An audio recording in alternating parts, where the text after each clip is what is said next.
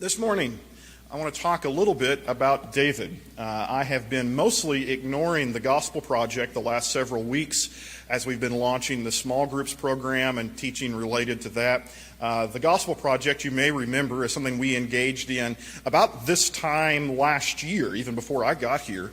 In the month of September, October, the decision was made for our children's curriculum to work through the entire Bible in kind of a 3-year rotation using some curriculum called the Gospel Project. It turns out that was really useful curriculum for adults as well, and so we've made use of it as we're able in preaching and adult classes and so forth throughout the year. Again, I got away from it a little bit, and the kids just kind of kept on moving the last few weeks. And so when I checked the calendar to see where we were, we've moved ahead in time, and we were about to miss the story of David. And I thought, I can't miss the story of David. I got to preach about David. So I decided to dip back in today and talk a little bit about this Old Testament character that you may have learned about back in Bible school. Sadly, the most important things about David are the things we probably don't teach in children's Bible classes. And one of those I want to talk about today, the next one, Lord willing, next week. There is an expression found in the New Testament related to David that comes up again and again and again. And when the New Testament keeps saying the same thing over and over again about an Old Testament figure, you're supposed to take the hint that apparently that's significant. When people meet Jesus and have a deep, pressing need, they'll say to him, "Have mercy on us, Son of David." A phrase like this, have mercy on me, have mercy on us, something like that, mercy, Son of David, is found 3 times in the Gospel of Matthew alone. Matthew 9:27, Matthew 15:22, Matthew 20:30 and 31. You can find it a couple of times in the Gospel of Mark. You can find it in the Gospel of Luke. That when people want to appeal to Jesus for aid, they quite often will say it this way, "Have mercy on us, Son of David." Now, the reason Jesus is called Son of David, generally speaking, is well known if you're a New Testament reader. The Messiah, the long-awaited for King and Redeemer of Israel and of the world, was supposed to be a descendant of David by prophecy. He was supposed to be of the house of David, the great and notable king of the Hebrew Scriptures. But I'm curious why this phrase, because they're not just saying, "Hey, Son of David." They're saying, "Have mercy on us, Son of David." So this morning's question that we're going to get by going back to the Old Testament is asking, what is mercy? What do we mean by that? And second, why is it associated with David? Why do people connect the words mercy and David when speaking to Jesus? And I think we get this from a couple of stories in the life of David that, again, are often overlooked. It's not the exciting section where he's killing a giant. It's not a section where he's being a dramatic warrior or any of those things. It's a quieter moment, a subtler moment in the life of David we want to look at today.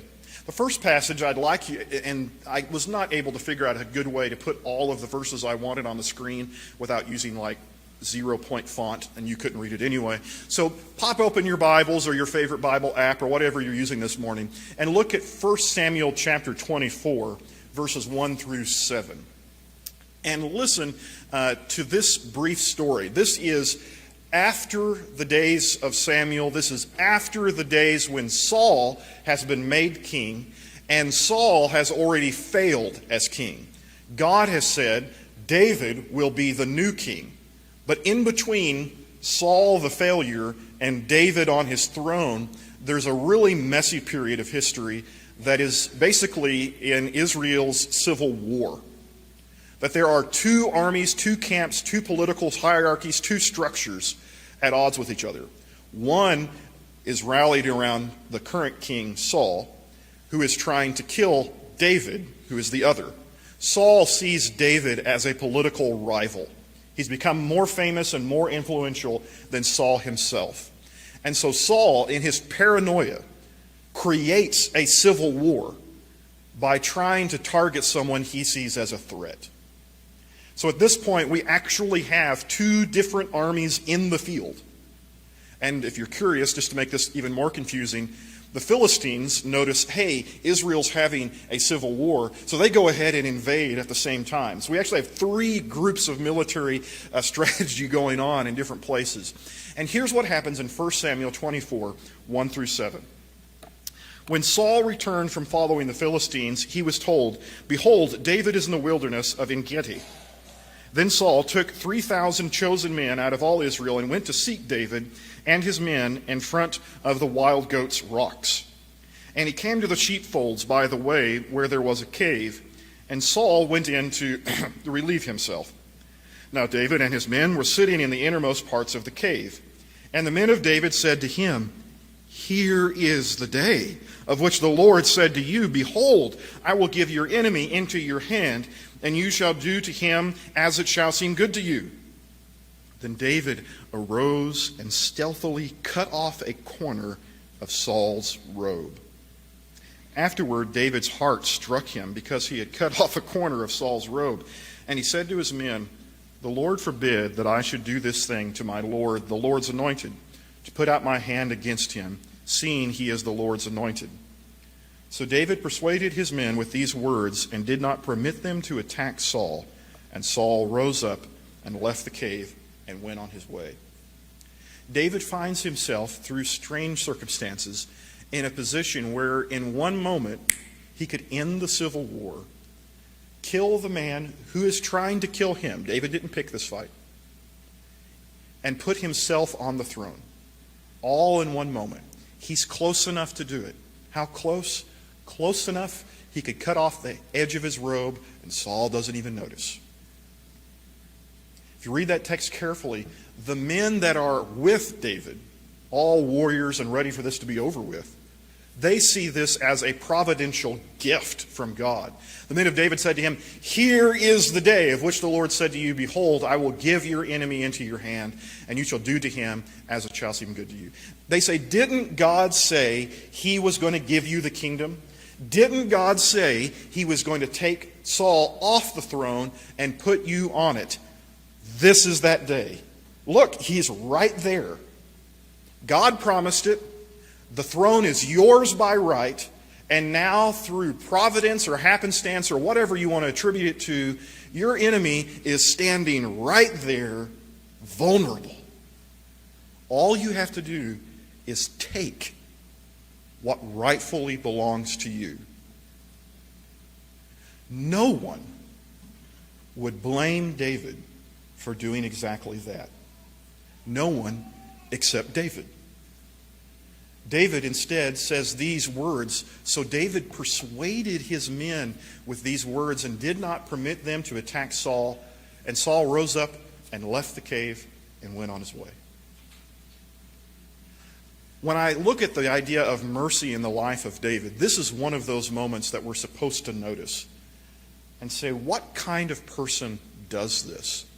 When we think about mercy, my first definition is simply this: you don't have to take what's yours. That's an idea so embedded into our culture that we say it all the time. You got to get what's yours, right? You got to take it. You got to go out there and take what life throws at you. No one's going to give it to you, kids. You got to go out there and take it. And we're really aggressive, especially in economics, about you got to go get what's coming to you. And one of the beautiful ideas of the Bible, one of the beautiful ideas of the life of David, is that a decent person doesn't have to do that. You don't have to take what's yours. That doesn't mean he doesn't believe in God. God said you're going to be king. He's still going to be king. In fact, if anything, this is him believing in God in new and exciting ways. He believes in God so much that he says, even if I don't go take it, I'll still get what God is going to give me. That's incredible faith.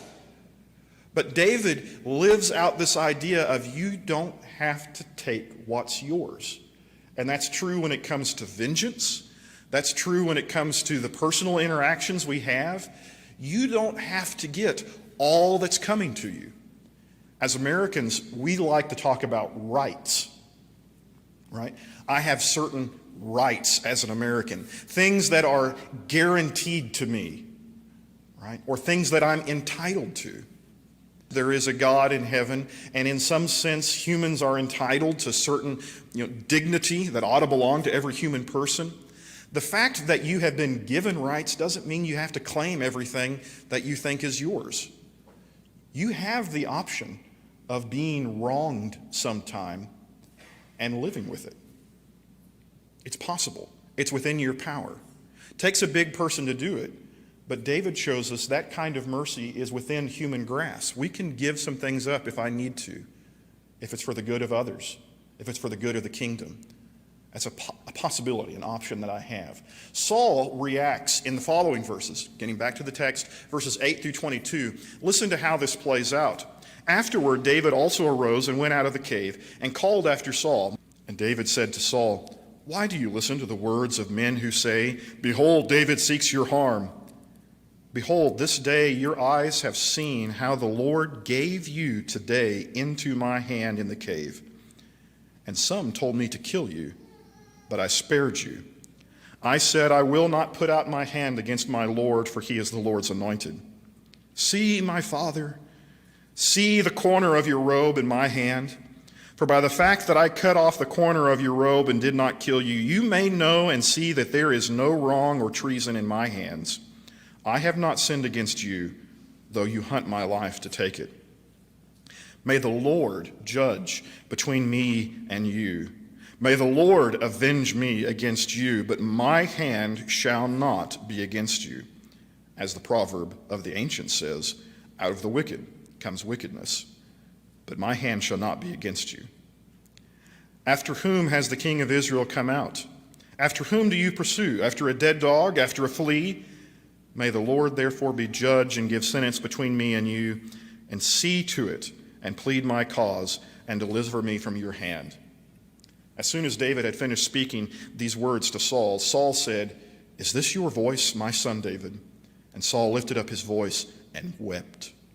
He said to David, "You are more righteous than I, for you have repaid me good, whereas I repaid you evil. You have declared this day how you have dealt with me, or well with me, and that you did not kill me when the Lord put me into your hands. For if a man finds his enemy, will he let him go away safe? So may the Lord reward you with good for what you have done to me this day. And now behold, I know that you shall surely be king, and that the kingdom of Israel shall be established in your hand. Swear to me, therefore, by the Lord, that you will not cut off my offspring after me, and that you will not destroy my name out of my father's house." And David swore this to Saul. Then Saul went home, but David and his men went up to the stronghold. As that story plays out then, Saul gets now to reckon with the behavior of David. Do you notice this in verse 12 and 13? David reasserts his confidence that God's going to get his way one way or another. May the Lord judge between me and you. May the Lord avenge me against you, but my hand shall not be against you. And he attributes this to the old and ancient wisdom. When we think of David as ancient wisdom, David says, it's older than me. Out of the wicked comes wickedness. What's that mean? The wicked's going to get what's coming to him. He says, I don't have to be the one to do it. I don't have to become wicked to give the wicked wickedness. The wicked get what's coming to him. I don't have to do it. My hand shall not be against you. I'll let God sort that out. You see the confidence there? The trust that God's going to do right by David, even if David opts not to do it himself, which had to be so tempting at that moment, to just end it all right there, to finish it. And nobody could blame him, again, except David himself. Saul recognizes the significance of this. And here's a man out for blood who looks at his rival and says, you are more righteous than I. Saul recognizes, had the roles been reversed, this is not the way the story would have played out. And the way we know that is that Saul had already tried to kill him on multiple occasions and was even now with the military out in the field trying to kill him. David, you've been nothing but good to me, and I've tried to kill you. And even in response to that, you didn't try to get even. You still did good to me. And that last question is the beautiful question here. What kind of person meets his enemy in a cave, vulnerable and exposed, and doesn't kill him. For if a man finds his enemy, will he let him go away safe? David, what kind of man are you? You're a different kind of person, Saul says, than I've ever met before. What Saul is seeing in David is mercy. And we might define mercy this second time around. It's you don't have to give what's theirs. You don't have to take what's yours, and you don't have to give what's theirs. What does Saul, I fly, go away. What does Saul deserve? Nobody in their right mind thinks Saul has anything good coming to him. Saul has lost his mind. Saul has been cruel. Saul has been hateful, murderous, vengeful. He has been paranoid. He has invented problems for himself. And he's done the worst to the people that loved him the best. Saul's become so wicked, even his own son Jonathan said, I think David's got a point. Saul deserves to die in that cave. And no one could blame David if he did it. Nobody except David. Mercy is when we say, I don't have to give you what's coming to you. I don't have to pay out what I could give you in terms of vengeance. And that trend lives on throughout the entire life of David, that particular kind of mercy. Let's fast forward in our Bibles just a little bit. Turn now to 2 Samuel and chapter 9. In 2 Samuel chapter 9, David is now fully king. Saul dies, not at the hand of David. Saul dies in battle, sad story. David mourns him, what's worse, right? David mourns him like a friend, even though his guy's trying to kill him. David is put on the throne. One of Saul's sons, his descendants, Ishbosheth, tries to maintain the civil war and keep the throne from David. Ishbosheth dies. And now David is basically unopposed. Saul's descendants are dead. Saul has one and only one descendant remaining, and he's not a fearsome warrior. He is a crippled young man named Mephibosheth. I knew I was going to do that. Mephibosheth, right? A crippled young man named Mephibosheth who poses no threat to David whatsoever. Okay? So, just to be clear, when you get to 2 Samuel 9, David has won. The story should be over. And here's what David does. David said, "Is there still anyone left of the house of Saul that I may show him kindness for Jonathan's sake?" Now there was a servant of the house of Saul whose name was Ziba, and they called him to David, and king said to him, "Are you Ziba?" He said, "I am your servant." And the king said, "Is there not still someone of the house of Saul that I may show the kindness of God to him?" Ziba said to the king, "Well, there is still a son of Jonathan. He is crippled in his feet." The king said to him, "Where is he?" And Ziba said to the king, "He is in the house of Machir, the son of Abimael of Lodebar." And the king David sent and brought him from the house of Machir, the son of Amiel at Lodebar. And Mephibosheth, the son of Jonathan, son of Saul, came to David and fell on his face and paid homage. And David said, "Mephibosheth," he said it right, "Mephibosheth." He answered, "Behold, I am your servant." And David said to him, "Do not fear, for I will show you kindness for the sake of your father Jonathan, and I will restore to you all the land of Saul your father, and you shall eat at my table always." Think how that story starts out. David has won. He went the extra mile. He was kinder than he had to be to Saul, and he still won. David owes no one anything. And yet David wakes up one morning and says, "I wish there was still out there some descendant of Saul, my former enemy, that I could show some kindness to today. That would just make my day. If I could find a way to show some kindness to the descendants of Saul, because after all, Jonathan was really nice. We'll just ignore what Saul did." That's incredible. Think to yourself, serious question, just for a moment.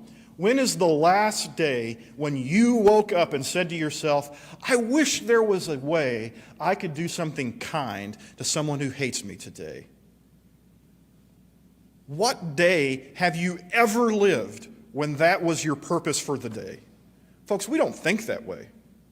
On our best days, we've managed to think of someone other than ourselves, right? On our best, most days, it's just, I wonder what good thing can happen to me today. But on our very best days, we'll say, so-and-so has been very kind to me lately. I feel indebted to them. I will do something kind in return. On our best days, we manage to be kind to people who have been kind to us. David gets up and says, I wonder if Saul's got any descendants left. I wonder if there's somebody out there that I can bless today. And they go round him up. Mephibosheth doesn't know what to think of that, right? He comes in and he thinks, I'm a goner. What does a new king do when he takes over? Folks, you round up the other guys and you get rid of all competitors. What this looks like, if you get a summon from King David and your grandfather Saul was the guy trying to kill him in the Civil War, you're thinking, it's Judgment Day. We're going to cut off the house of Saul. And instead, David said to him, do not fear, I'll show you kindness for the sake of your father Jonathan, and I will restore to you all the land of Saul your father, and you shall eat at my table always. Not only am I going to not kill you, which again, nobody in the ancient world would have blamed him for, not only am I going to show you kindness, I'm going to give you back what your grandfather forfeited when he rebelled against God in his sin. I'm going to give you back what your father lost in the civil war he waged against me. I'm going to give you back what you do not deserve. In fact, you can sit at my table from here on in. Verse 8, which we didn't read, Mephibosheth responds like this, what is your servant that you should regard a dead dog such as I? I don't deserve this. There is no world in which this makes any sense. Why are you doing this to me? Third definition of mercy goes like this. You can even give more than you owe. You don't have to take what's yours. You don't have to give what's theirs. And you can even give people more than they deserve. David owes this man nothing. Not socially, not economically, not in the eyes of his people. No one thought David needed to do this. And he does it anyway.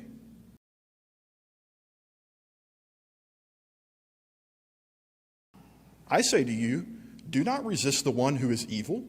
If anyone slaps you on the right cheek, turn to him the other also. That's David in the cave, folks. That's mercy. That's saying, I have the right to take vengeance on you. I have the right to give you what's coming to you. I don't have to. I can let it go. I can be merciful. I could even let you wrong me again, if that's what you're determined to do. That's within my power. It takes a big person to do it. It takes a merciful person to do it. But that's the teaching of Jesus. Look again in 40 and 41. If anyone would sue you and take your tunic, let him give you your cloak as well. If anyone forces you to go 1 mile, go with him 2 miles.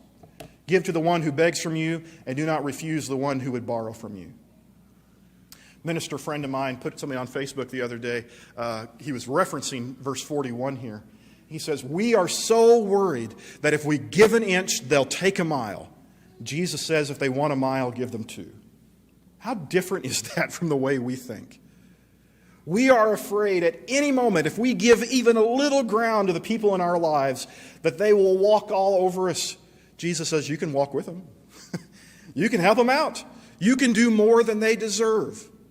You don't have to give them what's coming to them. You don't have to take what they owe you. You can give them more than anybody thinks they actually deserve. When it comes to kindness, there are no bonds on it like this. You can do more. Give to the one who begs from you. Do not refuse the one who would borrow from you. You don't have to take what's yours. You don't have to give what's theirs. You can even give more than you owe. That's mercy in a nutshell. Now, you may be asking this last question I want to ponder. And that is, Ben, this sounds like a sweet deal for everybody else in my life. Why would I want to live this way? This sounds like everybody I know is going to benefit from what a swell person I am, but I become a doormat. I don't like this, Ben. Why would I want to live this way. Maybe, Ben, you can even convince me God commands me to live this way. By the way, he does. But why would I willingly do that? Why would I want to do that? Jesus has the answer to that as well. Blessed are the merciful, for they shall receive mercy. Here's the scoop. For this one moment in the lesson, not something I tell you often, be a little bit selfish, okay? There's going to come a time, like right now, when you're going to want mercy. You see, the problem is that when we tell our story, we're always the good guy. And everybody always does us wrong. You know how other people tell the story? They're the good guy, and you did them wrong. And so as long as you're thinking of yourself, I'm the good guy and everybody owes me, then you can think of yourself as very charitable and merciful, and you say, why do I do it that way? Listen to the story instead from Saul's point of view. Remember what he said to David in the cave? If a man finds his enemy, will he let him go away safe? Saul realized that when he was sitting on his throne, he was the one who had the choice to deal out mercy or not. But today, he had been the enemy. Today, he had been the one who should have been put to death. Today, he had been the one in somebody else's power. And on those days, we really want mercy. Folks, that is the gospel in a nutshell. That's the story we tell when we come to church. Do you understand that in the story of the gospel, you are not the hero? You are not the good guy showing other people mercy. You are the one who needs it. Romans 5:7 says, for one will scarcely die for a righteous person, though perhaps for a good person one would even dare to die. But God shows his love for us in that while we were still sinners, Christ died for us. And as if he had just read the story of Saul, he says this next. For if while we were enemies, we were reconciled to God by the death of his Son, much more now that we are reconciled, shall we be saved by his life. He says, do you get it? In this story, you're the bad guy. You're the one who wronged someone else. You're the one at odds with the master of the universe, and he has every right to do more than cut off the edge of your coat. No one could blame him. God goes a step further even than David. You want to hear mercy? David says, I don't have to kill you. God says, I could even die for you. Folks, there comes a day when you're going to want mercy, and that day is today. And God says, if you're going to want mercy like that he freely offers, you're going to have to learn to be merciful to other people. I can promise you, there is a scenario in your life right now where you have been wronged, where someone owes you some debt, whether it's money or just some offense or something else that I can't imagine. I can guarantee you, if you're hearing this lesson, someone has wronged you and you have the right to get them back. But I can also guarantee you, whatever wrong that is, it is nothing in comparison to the wrong forgiven at the cross of Jesus Christ. And if he can forgive us all that, maybe we can manage the mercies of David. Would you bow with me in a word of prayer? Our Father and our God, we thank you for the mercy we do not deserve. Day after day, you do not give us what we deserve, what we have coming to us. You are patient, you are kind. Help us learn the mercies of David. Lord, help us learn the mercies of your Son. The willingness to accept wrongs in our direction and to seek reconciliation and forgiveness rather than vengeance. Help us to be people more like you, and in so doing, find your mercy and your grace. This we pray in the name of your merciful Son, Jesus Christ.